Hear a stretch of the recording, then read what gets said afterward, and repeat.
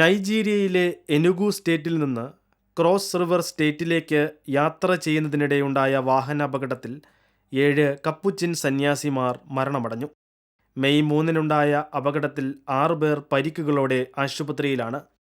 എനുഗുവിലെ റിഡ്ജവേ കമ്മ്യൂണിറ്റിയിൽ നിന്ന് 13 സന്യാസിമാർ ക്രോസ് റിവർ സ്റ്റേറ്റിലെ ഒബുഡുവിലേക്ക് പോകുന്നതിനിടെ ഇവർ സഞ്ചരിച്ചിരുന്ന വാഹനം അപകടത്തിൽപ്പെടുകയായിരുന്നു.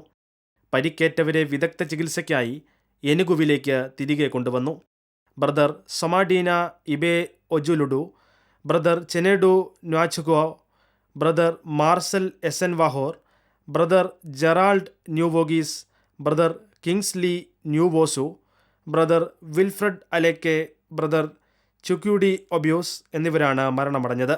നൈജീരിയയിലെ കപ്പുച്ചിൻ സമൂഹത്തിൻ്റെ ഉത്തരവാദിത്വമുള്ള ബ്രദർ ജോൺ കെനഡി സന്യാസിമാരുടെ മരണവാർത്ത സ്ഥിരീകരിച്ചു. മൃതസംസ്കാരത്തിൻ്റെ വിശദാംശങ്ങൾ യഥാസമയം വെളിപ്പെടുത്തുമെന്നും അദ്ദേഹം അറിയിച്ചു.